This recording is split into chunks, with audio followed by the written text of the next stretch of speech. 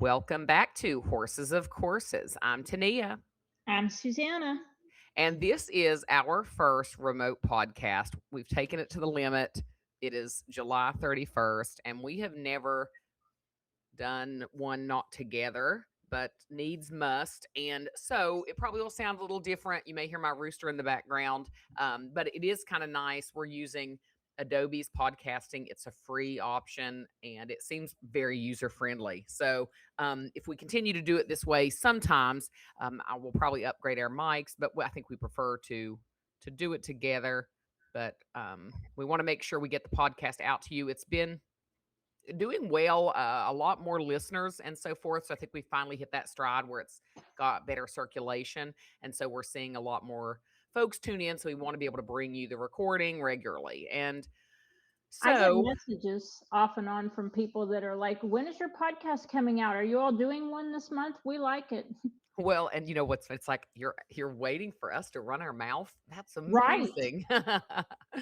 so um so this month we had the Pine Creek Horse Camp meetup at Hawking Hills. And I wanted to mention that we had a small turnout because fuel costs a lot, things cost a lot. Horse trainers, they're busy. And so the purpose of this in past years has been for ATFO trainers to bring their horses out, let potential adopters meet them, and just get them out in the world with us, riding on the trails. And for the horses that came, all the horses were doing great. But I wanted to mention it because if you like to trail ride and camp, this park in Hawking Hills, that I mean, it doesn't seem like it's getting a ton of attention and business. It's beautifully done. And I really would hate to see it not succeed. It's set up so nice. It's everything you would want in a horse camp. The guy who built it originally is a friend of James Berthasol at Smoke Rise Ranch, and he just didn't leave any detail not considered. So it's really so nice. Susanna didn't get to go, but I think she would have agreed. It's just beautifully done. It has a trail obstacle course. It's got these beautiful pavilions and lots of RV sites set up nice, easy to get into, nice stalls, access to the trails. Everything around Hawking Hills, if you've not heard of it, which you probably have, is very nice and She lots of can't tell you food. how the trails are though, because she didn't ride. I did not ride. I have literally no interest in riding. And so my husband did ride and he said it was nice. I did not go out, so I can't report back on that. Everyone seemed to think it was um, just a very nice. I've said nice 20 times now, but Yes. it is nice. It's a nice camp and you should go. Very nice. Pine Creek Horse Camp. We had a good time. Zeppelin was there, McAllister, Alfredo, Cosmos, and those are and Hero from the 2019. Um, was it 2019? Yeah, 2019, the Appalachian Brummie that Jessica Berthasol had. And he went out there like a rock star, was just adorable. So it was great for us. We loved it. Moving on from that, the ATFO is coming up. Facebook has really, really, really made it hard for shared content to circulate. So people keep saying, I'm not seeing the ATFO this year like I usually do. And that really, hearing it in the middle of July was kind of heartbreaking. You know, we need that stuff to circulate for horses to get adopted. We need that stuff to circulate for the trainers to see the benefit of participating in the ATFO as their reach grows on social media. And we need that for attendance. So we also need it for vendors, sponsors, It's and been rough. it's been rough. Program ads, all of that. So we've been trying to just direct post instead of share, and we've really hit that hard the last week or so. But that means we'd love to have you go to heartofphoenix.org and click on that 10-year post on our blog and find out ways you can sponsor the trainer's meals, the horse's stalls, fun show classes, vendor ads, or become a vendor, place a program ad, any of that. It's been pretty steady on the trainers' sponsorships, but it's still lagging on some of the other things. We need them to send prizes for the trainer prizes too. Oh gosh, yes. So, if you what I love, I don't think the trainers want to drag a bunch of stuff home. What they really like are gift cards, and you can easily pick up a gift card today when you're hearing this at your favorite restaurant that should be easily accessible to trainers, or a fuel card at a gas station. Those are useful, or a Tractor Supply gift Or an card. Amazon.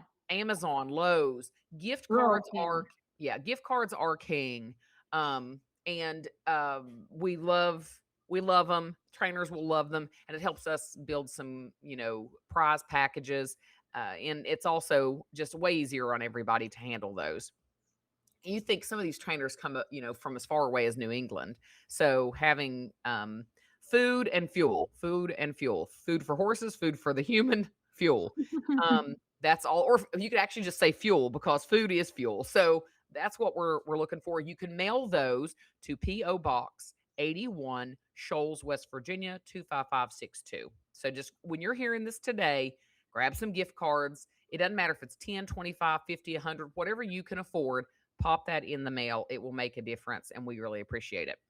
So, we're going to move on to tips and tricks on adding oil to your horse's food. Put corn oil on it. Right. And so, corn oil is a popular oil because it's cheap. It also goes back 100 years, when somebody wanted to get weight on a horse. So, first, I want to mention I do not love um, defaulting to an oil or a powder to put weight on a horse. For one, it's not particularly effective compared to just feeding more good forage. But there are things about oils that I do like, and there are things about adding oils that make Heart of Phoenix opt to do oil over pretty much all of our horses' food. We even do some oil over the chunky horses' food, just a tiny little bit. But corn oil has a really imbalanced omega ratio. A Yes. really imbalanced omega ratio. So we don't use it. Rice bran oil also has a really unbalanced omega ratio. And the So, thing is that people don't understand their horses get shiny on these oils and they think that they're doing the right thing, but they're oh no, my microphone just fell in the oh no, where'd you go, Susanna? Well, so that we don't have a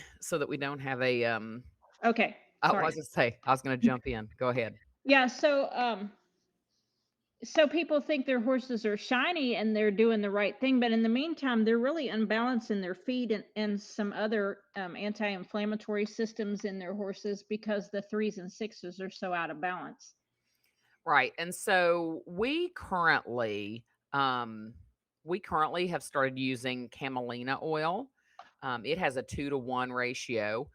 The way a lot of rankings will say that fish based oils are best, but a lot of horses don't like them. Um, and then flaxseed and linseed oil is kind of like, it's got a very similar profile to actual fresh green, like spring grasses. It can go bad really, really quick. So you have to go with what's going to be functional for you.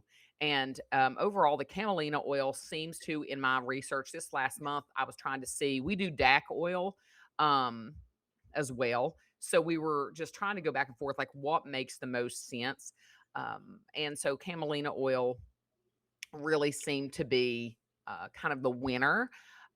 We do use DAC oil as well in bulk, but some of the other options, like a cheaper option, is canola oil. So if you absolutely feel like oil is important in your horse's diet, go for the canola oil over the corn oil. And as far as I know, I think canola oil is just as cheap, just as inexpensive. And sometimes, I'm always like, don't go the cheap way. As much as I like to be cheap, try to um, try to really invest as much as you can in picking a good product. Corn oil has a 1 to 46 ratio. So it is delivering 46 times more omega 6s than omega 3s. So you don't want to feed any kind of ratio in that kind of ballpark. So if you're going to do an oil and you're looking at the prices of like camelina, um, and you're like I can't do that or DAC, then let's look at canola oil as an option. Which is Um, still out of balance, but better correct, than the other ones. correct. Um, have you? So we give. So there are some reasons. Um, there are some reasons to add oils, but have you seen the messages like when people are coming to us on Facebook and they're asking, you know, they're wanting to get weight on a horse, and what they're really looking for is to add 2 tablespoons of an oil instead of 25 pounds of good hay. Yeah. I mean, that's where we I think oils get a bad rap because and they should in that way. You're not going to get 150 pounds on your horse by adding a couple of tablespoons of corn oil. Um, when you're looking at why are you adding the oil? What are you doing? What makes you want to add the oil versus are you really just trying to get weight on? Now, I mean, obviously oil is, calorie rich, but if you have a horse that's struggling with weight, I'm going to tell you up your forage. Before I even talk about grain, up your forage. We'll have people say, they're feeding 2 flakes of hay AM, 2 flakes of hay PM, Not and enough. and the horse is on like Tractor Supplies sweet feed, and they're putting a cup of oil on there going, I don't know what's wrong with my horse. I'm like, what are you doing, sweetie? Calm down. Calm down. Um, we've been really happy with DAC oil. If you buy it in bulk, we buy the 5-gallon buckets. Um, that has been when I've done research as to what is what is the best oil balanced for horses priced per ounce that's quality product. I haven't been able to in my hours and hours of research come up with something that price wise and quality looking at both things has come out better than the DAC oil. And If y'all knew the hours we spent on the phone sending thing tags back and forth, back and forth, back and forth, I'm like, okay, just stop and stay with what you have. Right. Well, I keep for the last month I've been doing it because I how we spend donor money matters a lot to me. But I haven't been able to find anything better. I've gone over it and over it. So every time I do, I come right back to DAC oil. Now, the camelina oil does have some benefits, so I have added that. Um, and if you are interested in that, I have found the best price available online anywhere per gallon to add to the thoroughbreds food. But it's not something we're adding to every single horse's food. So if you are wondering, shoot us a message and I can um, link you to that. One thing to know before we move on to another topic is fats don't trigger glucose and insulin spikes in the bloodstream like sweet things do. So if you have, there are reasons why you might consider, even in a horse that's a metabolic horse or PPID, um, founder laminitic kind of horse, there are reasons why you might add fats. And this is kind of our side topic this month, and we might talk a little more about it at another time.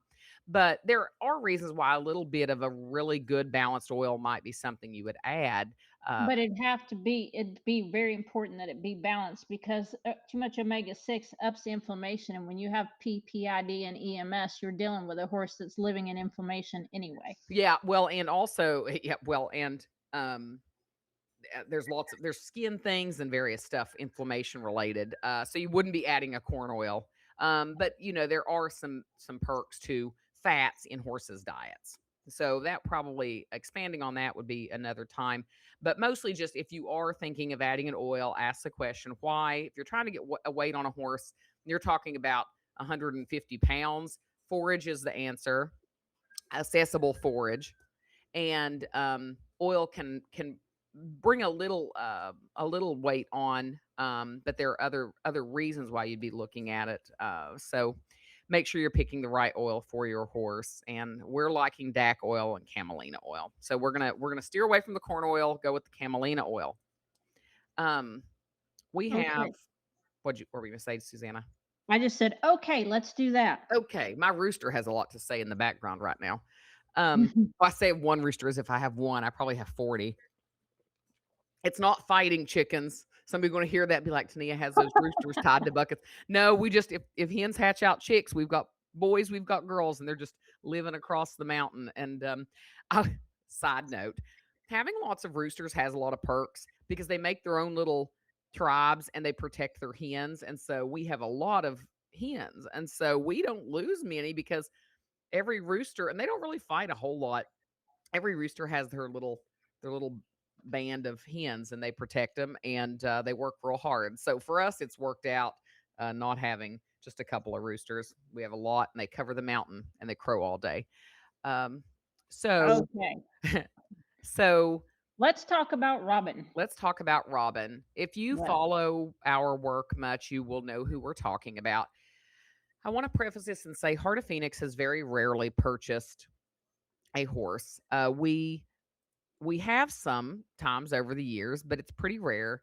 We went in we went into a few like auctions and so forth, but it's been a long time, and we usually have stuck to horses under $200 because we don't want to be adding a profit to somebody who's in the horse trading business, causing a lot of harm and hurting horses and so forth. So I saw this post of this young quarter horse mare who was very thin. You couldn't actually tell how thin in the post on Facebook. I was scrolling, someone sent it to me, and so then and I clicked it, opened it, and I was like, "Wow!" And her leg was cracked catastrophically, um, I mean, just destroyed. And there were so many people on there. Could she be a lead line pony for my granddaughter? I've never had a horse before. Oh, and I was, my heart sank. I thought, oh, wow, this horse is young. She's going to suffer for so long. And I saw the poster had a couple mutual friends and with me. And so I messaged directly. I did put under the post, but there were so many comments and none of them were offering anything good for this little mare. I posted that we'd be happy to take her. I messaged the person directly and I mentioned the mutual friends, and that got a response. And they wanted $150 for her. She had just recently gone through an auction, and they Still had had bought, part of her auction sticker stuck to her hip. yeah, so she still had some of that auction sticker. So they had, as a trader, purchased her. And $150, I was like, okay, we'll send it right now. And I messaged Susanna. I sent her the information. The gal sent me more photos. The mare looked even worse. Um, and so Susanna was able to go arrange to get her the next morning. I was so worried somebody would make a higher offer. And that sounds terrible, but like low end buyers, they could have exploited her and made a lot of money. So that was my fear, is that they would realize how much money they could make exploiting her. But they stuck to their word, and Susanna was able to pick her up. And so Susanna goes the next day and picks her up. And this kind of rolls into our hot take this month because some of the comments about this, we'll just kind of combine them because this podcast this month will have to be kind of shorter. But so Susanna, just kind of tell them like what you saw when you went to get her, how she was, and some of those comments online.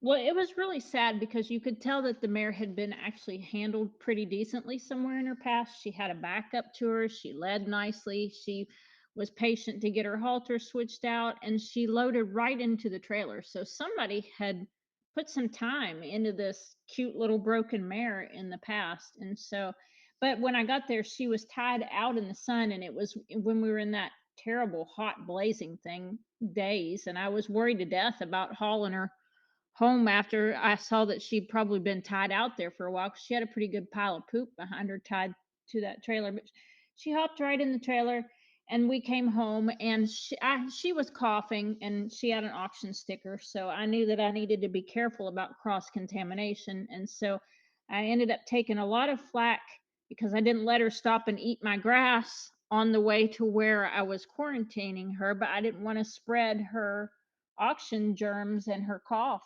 around everywhere. Also, I took a lot of flack because I didn't have a ramp. I took a lot of flack because I backed her out of the trailer, but keeping in mind that it was her front leg that was catastrophically destroyed. And I decided that her bringing all of her weight down onto her front end would definitely be more detrimental than backing out and then putting your good front leg down and then putting your bad front leg down. So I took a lot of flack about a lot of things I did with her. I told her that she was pitiful looking, and somebody got upset about that. And so it just was crazy, all the craziness. Well, and that really, that sort of thing, I'm pretty even keeled about. It's hard to make me mad. But that kind of stuff, I don't stand for it. You're not going to, from your chair, tell us when we've just radically saved this mare's life. Yes, in fact, to save her, to put her to sleep kindly and humanely, but then to sit and say somehow Susanna had done something wrong by saying you're pitiful. They're like, words matter. No, honey, actions matter. No, actually, actions matter. And what was happening is we were saving her from years of suffering and ending that. And people want to complain about the equipment you have and how you do these things. If you didn't buy the equipment or you're not replacing the equipment, you have to be quiet. You be quiet. You don't have anything to add to this conversation. I just don't stand for that sort of. And people were, oh, the leg could be saved. No, you better be glad this mare landed with us and she's not exploited. There are many organizations that represent themselves as rescues that would have taken her and rode that wave and made tens and tens and tens of thousands of dollars on her suffering. And we don't do that. We took her, the vet saw her, confirmed what we knew, and put her to sleep kindly, and she's buried at Susanna's farm. Well, So, and she's caused me a lot of trouble because the burial here is free, but they won't move them at all. So I had to balance where am I going to bury her versus how much more contaminating of the farm am I going to do. Like, for instance, my saddlebred really needs to be let loose right now, but because Robin was out in the unfenced areas, I have to wait 4 weeks till the germs go away before I can let him out. And so I've got a whole entire paddock that I can't use because she contaminated, and I've had to bleach spray my horse trailer. So it's ridiculous. And frankly, usually injustice ticks me off, and I think it was unjust to be so judgmental when I was inconveniencing myself greatly to do the right thing for her. well, and nobody even thinks about, the time, the cost, and the wear and tear on somebody's emotional compass. So we're glad she landed with us. It was the best thing that ever happened to her. And so Yes. we're very thankful. And just think about your words. We're going to keep doing what we know is right. But you kind of look like a Looney Tune when you're like, words matter. No, the horse cares what we're actively doing. And we radically saved her life. So we're going to wrap up this month's podcast with a very controversial topic, but I think it's important. We've become a society so afraid to speak on issues that might bother the person that the horse ends up suffering. And what we're going to talk about is what is a fair weight for a horse to carry and considerations. So when you apply to adopt at HOP, we ask the question rider height and weight, and we often want a riding video because rider height and weight alone doesn't tell you everything. The distribution of weight and your balance as a rider matters a lot. Also, the tack you're using. We want to discuss that. How much does your saddle weigh? Um, so Susanna and I yesterday there were some videos that just I saw and I thought and here's the thing, the riders, the rider, you may be a totally healthy weight, but you're just too big for the horse. That's the thing. Yes, there are people that are overweight riding a horse, but you can be here's the key is you can be overweight and find a horse that happily carries you and you're very much within the ratio of the weight that horse can carry. You can be like I'm a normal weight. I'm not overweight, but there are horses that can't carry me because of I what I wouldn't let weigh. you ride my pony. Right. Like Susanna's pony that works for Susanna, who's 118 pounds. wouldn't work for me. I'm 170 pounds. I'm not overweight, but I am tall. Um, and I'm too heavy for there are horses I'm too heavy for. Um, and there are my son is 6'8.5". He weighs 290 pounds. He's a normal weight. Well, he might be a little bit chubby, but I mean, he's a normal weight, excuse me, for his height, but he is too big to ride the bulk of horses out there. However, he could ride Sven. Your want and desire to ride does not give you access to the horse you want to ride. It I shouldn't. tell you what, I used to go to the Bob Evans overnight trail ride, and they had a weight limit on there, and this lady was 1 pound under the weight limit. They let her go. That horse carried her up the mountain the day, but the next morning when they went to load her on that horse, the horse collapsed under her and broke the crap out of her leg, and she had to be ATV'd screaming down the mountain. And the horse was just like, "I can't carry you today," and laid down on her leg.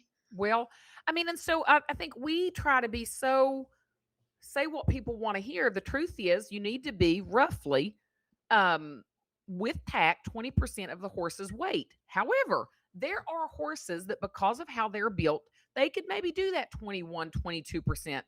And then there are horses that are so delicately built that the 18% might be more what's going to work for them.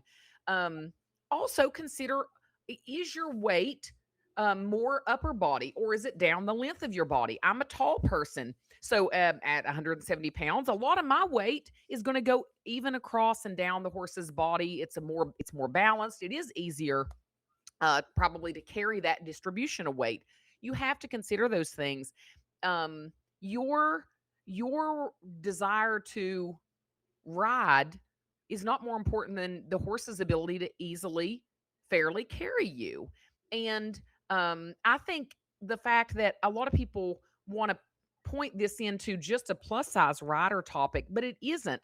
You can be not plus size and this still apply to you. We've had horses turned over by men who are not the least bit overweight, but they're way too heavy for the little horses they're riding. Um, and then the horses are struggling, these finer built horses. And sometimes people think just because a horse is tall that they can carry more. That isn't true. There's the breadth of the horse matters, the back length matters, just the overall substantial build of the horse. Some of these stocky little ponies can carry more than, say, a lean or a narrow saddlebred, like an arrow. Well, they get pulled off a balance a lot easier. The taller, narrow built ones, it's very easy for you to unbalance them. So Well, and so sometimes you're right on the line and you can make it work, but you need to look at your tack. If your saddle weighs 35 pounds and your weight already is at the 20% of your horse's um weight, then you're too heavy. You need to maybe you can go to a synthetic English saddle that weighs 7 pounds, and maybe that will work. But this I is had to go to a synthetic Western child saddle and learn to ride in a child saddle because I couldn't find anything that not only was light enough for my pony, but also was short enough because she's very short backed. right. I mean, and also you just kind of, I would have to do the math, and I don't have time today. But at my weight now, I feel like I'm too heavy for my own horse, Champagne. Could I walk her around an arena? Sure, but do I think weighing, 12 pounds or so more than I did when I rode her back, 3 years ago?